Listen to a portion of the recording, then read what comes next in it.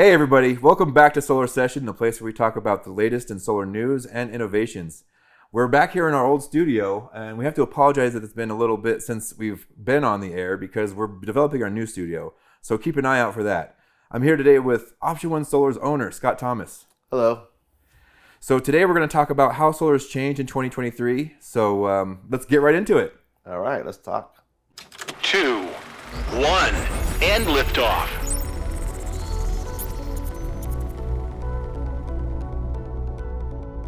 Okay, so this is a nice building we have here, but I want to know, how have things changed for solar in 2023? Well, things have changed a lot for solar in 2023. April 14th was the last day for what we call NEM 2, which was a utility plan, which was it was the next plan after NEM 1. Right. NEM 3. It's credits for extra energy. Yeah, so NEM 3 is net energy meeting. It's your credits that you get for feeding energy back to the utility company, right, from the overproduction of solar. Okay. Yeah, and so now in NEM 3, to make a long story short, it's about 75% less valuable, the credit. So that's a big impact. Right. Okay. Well, since those credits aren't available, does that mean solar's had a problem this year? No. As a matter of fact, it's to the contrary, because they keep, the utility companies keep raising rates, significantly. I mean, it works out. They say one thing, but it works out to about 8%, even as high as 14. It's already at 14 this year. They're asking for another 14% more. So in NEM 2, solar was probably, with the way we saw it, option one. Mm-hmm. For a person who has an average like a $200 bill, it would be, and average is not 200 anymore. It's probably 300. Right. But that would be about 10 times return on investment. So basically, solar would be 10 times cheaper than remaining with the electric company over 25 years. Yeah, it's a big deal. Yeah, it's a big deal. Hundreds of thousands of dollars. Well, I mean, why did it change? Well, it's a good question. When the utility companies are posting billion-dollar profits, and it's basically because there's nobody to stop them. In my opinion, they're a monopoly. They shouldn't be allowed to do this. Right. And they keep raising prices, and there's mechanisms in there and setting precedences to just keep raising prices, and they haven't stopped. Every time they ask for a raise, they get it for the most part. I mean, that seems like it goes against the public interest. How can they push stuff like that through? Well, it does. It does go against the public interest because the federal government is pushing incentives to have renewable energy, by 2035. Yeah. The state of California is pushing it, and then they give us, they increased the tax credit back to 30%. Yeah. And made it more attractive and even more available. They have battery incentives, but now the utility company raises the rate. So in essence, what they've done, if they've found a way to funnel these incentives back to themselves. Right. So basically stealing solar energy away from solar owners. Yeah. Now solar at the end of the day, solar still makes sense because what you got to do is you got to play the game. So we don't want to feed. If they're not going to give me a good amount of, if they're not going to give me value for the credits, I just don't send it back to them. So how do you do that? Well, two ways. Number one, you build enough solar to cover the usage, mm-hmm. and then you use battery storage to store your excess energy so you can use it at the highest times when they're charging the most, and that would be like 4 to 9. Okay, and then also with a battery, it serves another purpose because with the grid deteriorating over the years, you have a lot of rolling blackouts and just power failures. So now you have power during failures to run your alarms, TVs, your computers, your refrigerator. And the internet, internet. You're not in the dark. If it's dark, you don't want to be stumbling around in the dark. So right. A battery backup is being much more adopted more and more. We're like last year, like 2-3 years ago, we were doing maybe 10% batteries. Last year we did probably 30% batteries on per customer. Yeah. And then 3, it'll probably be 80%. Well, I mean, batteries are pretty expensive. So how are we gonna make the value still come out? Well, that's the beauty of option one. That's the beauty of being the owner. I get to negotiate. That's what I do now. I'm not involved in the day-to-day as much anymore. Yeah. And my day is really spent working with vendors and manufacturers, and all the way from China to all over the world, and trying to find the best deals. We've tried every battery, and we've came down to we really like Tesla. We like the battery. We don't like we don't like everything they do, but we like the battery. And it's been around a long time. It's reliable. It does what it's supposed to do, and it's very, very user friendly and low maintenance. Now, with that being said, the prices were really high. Yeah. So we worked with our manufacturers, our panel manufacturers. Hyundai is one of them, and Tesla, and we've got some deep discounts with these guys. Obviously we have to commit to a huge volume for this, Right. but now we got our battery prices now on a system that didn't have batteries. It's almost the same price with a battery than it was before. Wow. Yeah, and we could never done that last year. It wasn't even available to us. So we're essentially making the price of the battery disappear into the system? Pretty much, yeah. From 8 to 12 kW system, Yeah. you're gonna pay about $5,000-$6,000 more, and 12K and above, you can actually get a battery cheaper than we used to sell it without a battery. Okay. Yeah, it's pretty amazing. Which means you have a little microgrid at your house, right? Exactly, yeah.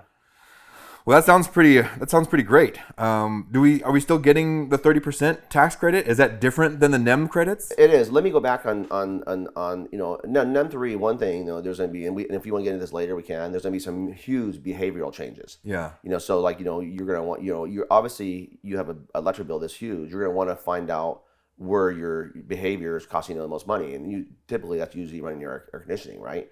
Leaving lights on all night. Charging electric cars, spas. So, running pool pumps and, Right. things like that. You want to try to run that stuff, when solar is running. Right. So like So during the during the daytime. day. So you're using the solar and then run your battery from 4 to 9 or 5 to 8, depending on what plan you're on. So that way you're using the battery at the highest peak times, where it's costing the most money. Right. And that way you're offsetting the highest cost. And you're charging from solar at a low cost, and then you're discharging it, when it's the highest cost, saving that money. I mean, in some of the months, you can be paying 60, 70 cents a kilowatt hour. Wow. Yeah. That's a big hike. Yeah. So we talked briefly about how the new systems with batteries can save. How much can we save a homeowner, and like how is that possible? So basically, if you take the electrical bill and you take the utility costs and the amount of their internal inflation. I'm not talking about economy inflation. I'm talking about the utility raising their rates. The average customer with a $200 bill would pay somewhere around $175,000. And now a customer with that it's not anymore. They would pay probably $225,000 now, and a person with a $300,000 bill could be, in excess of $350,000. Okay, it's just depending on where you're at. Like we're in the high desert here, Right. So in the Palm Springs areas, and in the Palmdale Lancasters, and the Inland Empire, we use more energy because it's hotter here, right? And but the good thing, we get a lot more sun hours here, than Right. a lot of people around the whole world. Yeah, this is the best spot for solar in the one whole of the best in the world. world. Yeah. Yeah. And When you say $300,000 or $250,000, what time frame are we talking about? Like, well, everything's based on over a 25-year period. Okay. So for example, let's say you're a utility company. Let's just say, for argument's sake, you're going to spend over a $200 bill over 25 years. Mm-hmm. Let's just say it's going to be $200,000. Okay. Okay. And our solar package right now for a system that would cover that, you're going to spend a cast system. You're going to spend somewhere around $37,000 to $40,000 on that. Mm-hmm. Okay, so take the $200,000 minus $40,000. It's $160,000 savings. That's a big savings. It still makes a lot of sense. What about if the system starts to have issues like 10 years in? Well, the warranty, the system. That's why we use manufacturers. We've been doing this since 2008. Yeah. And we've been through the manufacturers, even some of the bigger ones. That like Solar World. They failed. Yeah. And lots of companies have failed. So we picked the bigger companies that we know have stood the test of time and will be here. Tesla obviously is going to be here. Mm-hmm. We've installed hundreds and hundreds of batteries, and we've only had 2 failures, and they replace them immediately. Will give us the battery immediately to replace them. They're bad. And 2, Okay. and that's a really good record. Hyundai, we've never had a failure. And Hyundai, obviously they got the biggest and the best car warranty in the world. Right. They're going to back their warranty, and we feel like they're a company. If any company's going to be in the business, they will be. Okay, well that's good. That's a lot of it helps homeowners have peace of mind when they know things are going to be good to go for at least 25 years. What happens after the 25 years? Well, panels are designed to produce and perform for 25 years, and the inverters, the batteries are designed. If you use them, they'll go at least 10 years, and in most cases they'll probably push 20 years in the batteries if they're taken care of properly. Meaning that you monitor it, you watch what you're doing, and you don't let the batteries die, Right. When they're not supposed to, and let them stay dead. So and that's this training and education for the customers. It's a new thing, kind of like getting into iPhones. Yeah. Well, panel technology has moved along quite a bit. It has. The panels, and most panels are designed. They're warranting these things for 25 years with a degradation, down to like 90%, right? Yeah. So the panels are going to produce, probably well past that, probably in 40 years. There's panels that were built in the 70s that are still producing. Okay. Like we just took a job. We just took panels off a job. It's a guy up here we work with a lot, and he has a really big home, and we just took panels off his house that had been there for 15 years, and they were producing at 90%. Wow. Yeah, older panels, Yeah. So we know that they last. We know it works. Do batteries have that same longevity? I mean, well, has technology in batteries moved along with the panels? Well, the battery technology and storage is a lot newer, so they haven't, and to be quite honest, they haven't been out, they don't have a historical, batteries out there. This type of battery, they don't have them out there, as long. But it's the same batteries that's in the cars, So they've really, that part of it, they've proven. And they've proven what they can do over time based on cycles and usage, So in houses, we just don't have enough of them in houses, for 15, 20 years to see how the behavior is going to affect the batteries. Right. But we're relatively sure they'll go 10, 15 years pretty easily. Why have we chosen Tesla batteries specifically to work mostly with? Well, because we think because Tesla has been doing it for a long time. Yeah. They have it figured out. They have a proven track record. And when you do batteries, you're adding a significant amount of complexity to the job. Right. And also educating the customer on what they can do and what they can't do. And a lot of there's a lot of companies. That's why Tesla is really picky on who they have as partners. If you look in California, Southern California alone, there's not a lot of them. And I think we're the only partner here in the high desert and surrounding foothill areas. Yeah, there's not a lot of them. And we've been working with Tesla, for many years. We actually wired SpaceX many years ago. Oh, really? That's how we had a relationship with Tesla from a long time ago. Okay. Yeah, that's good to know. We didn't do their solar. We did some all their machine wiring and stuff. Not all of them. I mean, we were part of that project. Yeah. So let's go over what kind of benefits can a homeowner expect if they get a system with a battery.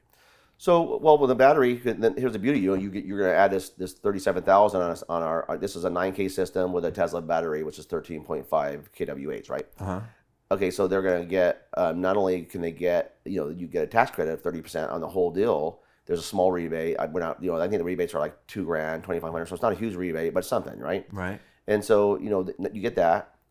Every dollar you put into it is going to add that value to your house. So if you go to sell your house, you're not going to lose money. You're from the history, when people are selling houses, they're typically gaining money. They're making money on the solar, or worst case scenario, breaking even. So if you're selling your house, my point being is, so even if you're going to be there 5 years, it still makes sense because you're either giving money away to the electric company or you're putting it in your house as an asset, and when you sell it, you're getting the return on investment back. Even if it's breaking even, yeah, it's better than the utility company because you get nothing back. Right. So you get added value to your house. Absolutely. At the very least. Yep. Yeah. Okay.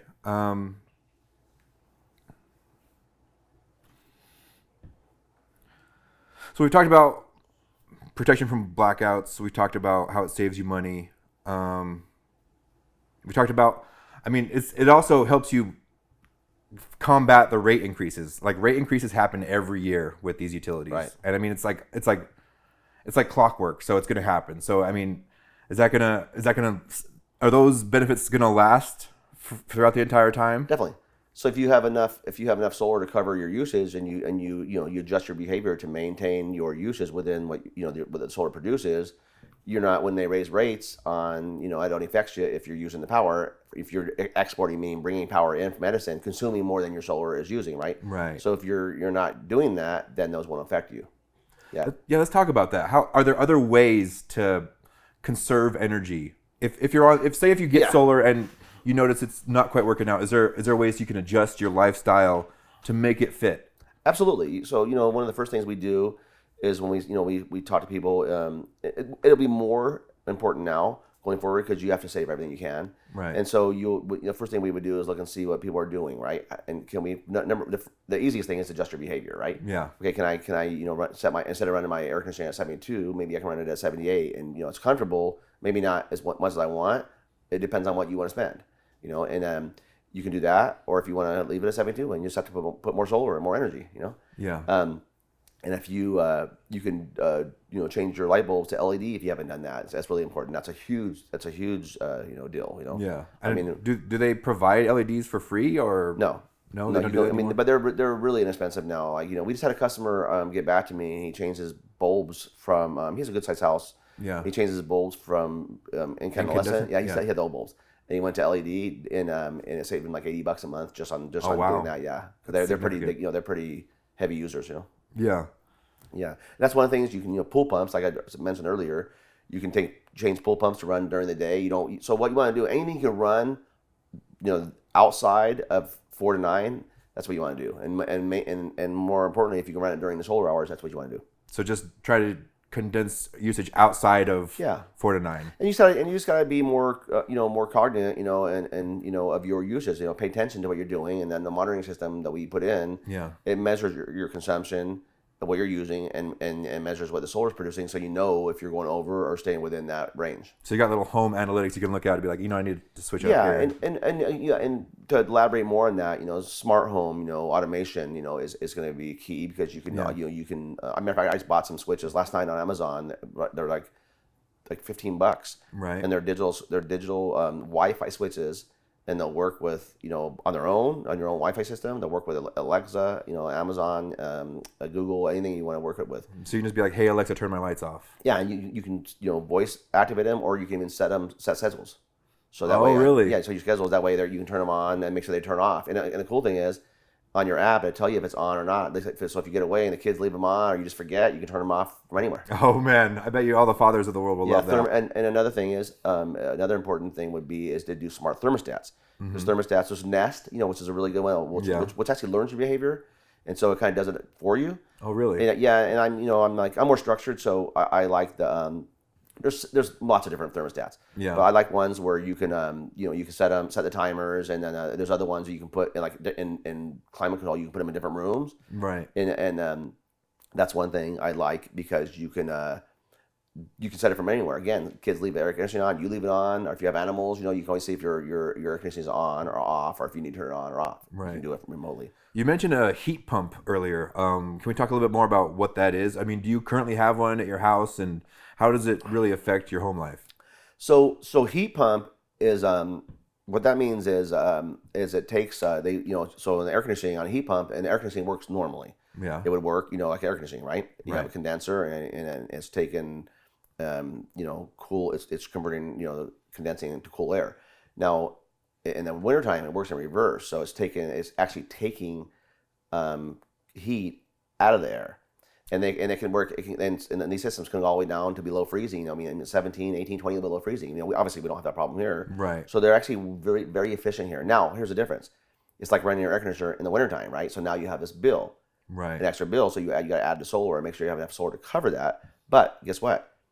With the rising gas prices and natural gas, especially propane, you're not having to pay. Yeah. You're not having to pay My gas that. bills got real high this Yeah, year. well, I can tell you, mine were really expensive. I mean, I think just for 2 months, it was like $500. I had 1 month that was $350. Yeah, we're pretty conservative, but I'm actually putting the heat pump at my house. I need 3 of them, and I'm putting I'm using Chiltrex. They're air to water heat pumps. Okay. And so you have no freon inside your house. It's water. It's like antifreeze through your through PEX piping and stuff. That's cool. And it's about from my calculations and doing the manual J and everything I did, it's 75% more efficient and less cost than running my old 20-year-old 10-SEER standard air conditioning pumps. Yeah. Well, I mean, I know as a business owner, you have very well-versed knowledge of financial savings and stuff like that. So do you have any advice on how customers, once they get solar, can maximize their ROI? Yeah, I'm a finance guy at heart. Yeah. So I'm kind of a hybrid. I grew up learning electrical with my father. Because obviously he started this company, and I've been doing electrical. By the time I was 10 or 12 years old, I had journeyman level experience, Nice. right?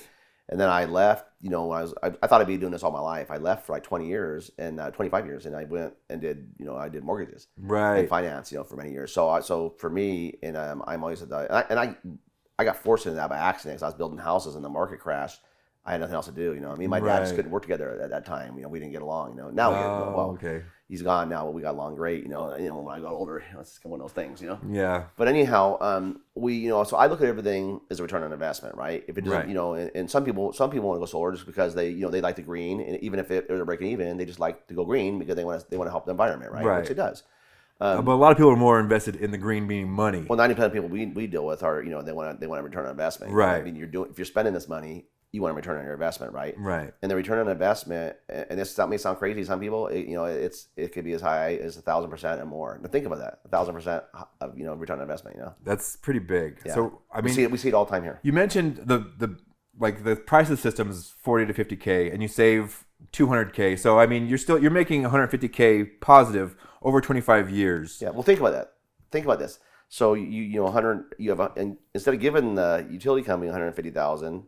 You're saving 150,000. That's a $300,000 swing, right? Right. That's just from buying solar and using it. Right. Now take that money, okay? Because you're already used to spending it, right? You're already used to doing it. Yeah. Take that money, and this is one of the things I used to do with my mortgage clients. You know, I would have them pay off a bunch of credit cards. They're already used to paying it. Mm-hmm. Then I would have them put that money into an investment account, right? I had an investment guy I worked with, and then I'd send him. He was a really good guy. Yeah. Real honest, and I knew he had integrity. He was a good guy. Right. But so I would tell customers, take that money and now invest that money into a compound mutual fund, even if you're only getting 8-10%, which is pretty reasonable. I mean, that's pretty easy to do that. Yeah. Now think about that. You keep putting that money in there, 150,000. You do it every month. Over 25 years. I did the math, and you'll have easily over $1 million on that kind of thing. Easily. That's a complete flip. So it's like instead of paying the utility company 8% more every year, you're getting back 8% more every year. So that's a pretty compelling argument for getting solar. Yeah, and it takes discipline to do all that, But again, I look at it this way. Everybody's, I got people come to me. I guess I can't afford solar. Well, and I kind of set them down, and they really, most people believe this, right? Right. And I set them down. It's a heavy initial investment. And I set them down and say, wait a minute, you can't afford not to do solar, because let's do the math, okay? You want to give, 200,000 to the utility company, right? Or do you want to give you want to give 150,000 to yourself. Right. I think I'd take the 150,000 to myself. I'll take the solar. It's you get the asset, you get the resale value addition to your house, you get the peace of mind to have power when the power goes out, in emergencies, and you don't have to give the money to help them make their $1 billion money. Yeah, that's pretty compelling for sure. So does that mean solar is like the best investment in the market right now, or if you had some money, what would you invest in? You already have solar, yeah. So I mean, to me, it's the safest investment right now in today's market, because you're guaranteed, guaranteed the return. You're guaranteed a return on money, and it's you, and you can control how good you want that investment to be, because if you conserve and use less, well, you're just gonna it's gonna save more. That makes a lot of sense. I don't know what investment next to gold. I think What about, so if people need, a lot of people don't have the cash on hand to just purchase it straight up. So are there other ways to help return investment with financing specifically? Absolutely. So so if you can't, cash is obviously the best return on investment. Right. And many people have cash. You'd be surprised. They have it sit in a bank account collecting 0.5%. Right. When I'm telling you, I can give you 20% return, which is like 1,000% on your money. Okay, it's really crazy. So let's say, for example, you pay 10 points to buy the loan down to 3%, right?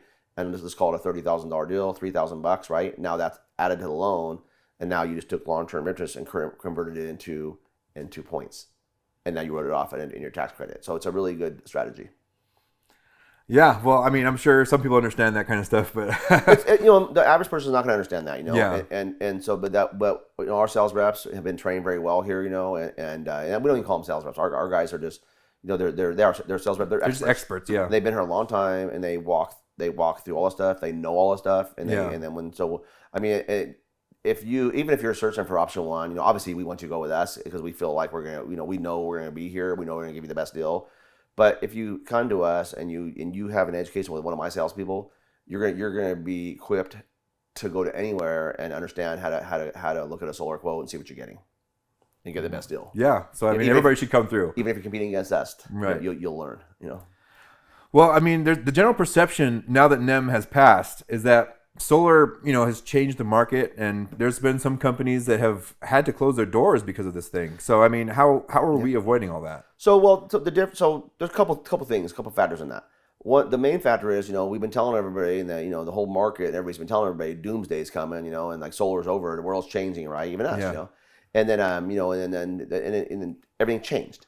So when now that we got an M3, well, okay, all the manufacturers, everybody had to make a change, right? And if they want Right. to sell business in California, well, they're going to have to get more competitive, right? Yeah. So now it's more competitive. So now we can sell that, and now it still makes sense. In M3, we're able to give the customers a really good return on investment still. Yeah. Did I answer your question? Like, I mean, I guess has batteries just the answer to the thing, or is it more complex than that? Well, you're gonna have to batteries, enough solar to cover your usage, and and now you don't want to overkill solar, because they give you, if you end up charging your battery and your solar is overproducing, well, then you're gonna send power back to the grid, and they're paying you very little. Like I said, 75% less. You're gonna get 8 cents, 5 cents, 8 cents. It's not very much. There's a couple days of the year where they'll give you a lot, but you're not gonna it's like when it's in the hottest days of the summer. You're not gonna feed your power back then. You're gonna be using it yourself. Yeah. So what I'm hearing is, with a battery, instead of interworking with the grid, it's like you have your own little microgrid. That's exactly right. You generate your power and you keep it at your house. Right, and you don't care what happens with the utility, because they turn out. Your system will run. It'll keep your lights on at night, and then the next day when solar turns back on, it'll come back on and run your house, charge your battery, and do everything. And it can go like that indefinitely. All right. Well, I mean, the way you make it sound, it seems like it'd be stupid not to get solar. Yeah, I think there's a lot of people still shell shocked. They still get a bad name on solar. When there's leasing companies and PPA companies are still selling these deals where they don't get the customer doesn't get the PPA, or at least they don't get the tax credit and the benefits of it. Right. And how they the sales pitches, well, we take care of everything, 25-year warranty, but you never own anything, So, and really your savings for those kind of deals is only about 20-25%. So don't get me wrong, if you weren't going to do anything, it's still probably better than doing nothing. Yeah. But it's not your best deal. Our financing can beat at least our PPA hands down. I mean, there's no comparison. So you just got to find the right deal. Yeah. Well, I mean, unfortunately, by the time people get in leases, sometimes they're already in them. By the time they talk to us, it's too late. But Yeah, we catch them before they get into these bad deals. We can usually talk them out of it. If leasing and PPAs were good, we'd be doing them. Right. I'd be selling them. I'm a finance guy, so if it made sense, if the return on investment was good, I'd be selling them. Right. Well, I mean, okay, so PPAs don't really work for homeowners, but for business owners, let me say one more thing on the PPA. Yeah. If I wanted to sell PPAs and leases, they actually pay me more money. Right. But it's not good for the customer, so we just don't do that kind of business.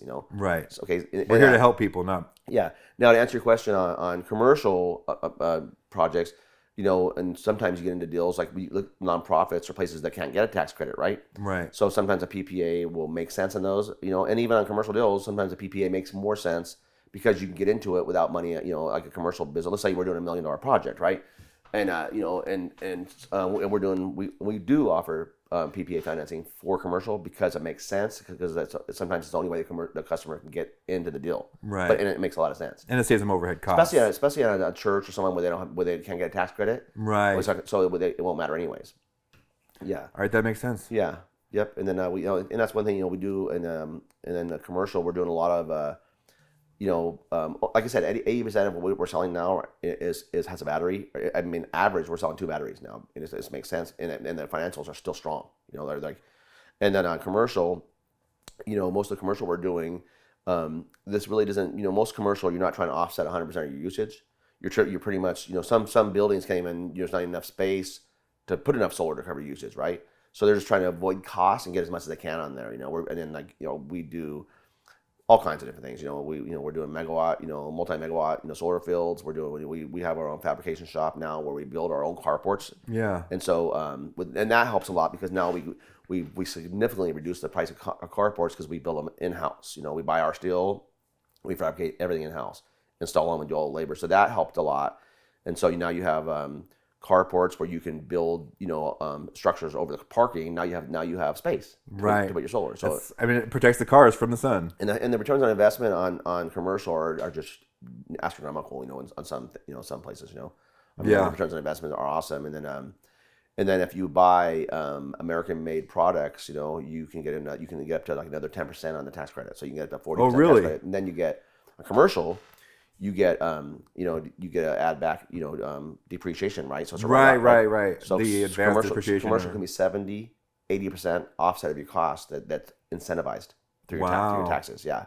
So it makes a lot of sense. Yeah. Yeah. So we're seeing a lot of a lot of commercial activity. We've really grown our commercial division, and so it's keeping us everything busy, and it's keeping our roofing division busy too. All the roofing we're doing. So I mean, if a homeowner needs a new roof and solar, I mean, we're the one-stop shop. Absolutely, yeah. And we never like our go-to is like we never want to do a main service panel upgrade or roof unless it's absolutely necessary because number one, it takes a lot more time, and we would never want to sell someone something they didn't need. Right. And so anytime we're trying to push something like that is or give that alternative is if they need it.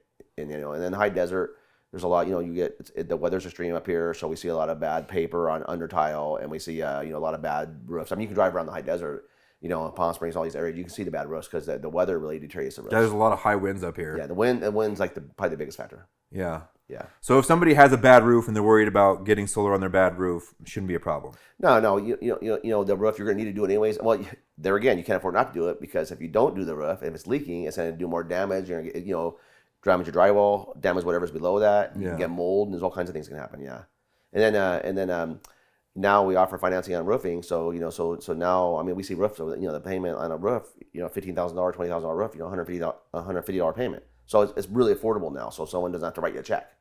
And so that really helps. That helps a lot. Okay. Well, I mean, you've covered all my questions for today. Do you have anything you want to go over? No, I think that it's going to be an adoption cycle. People are now solar went from from an average cost probably $27,000 with a new system we were selling anywhere from 20 to to 29,000 roughly 27,000. And now you're probably 40,000 now with on smaller systems, right?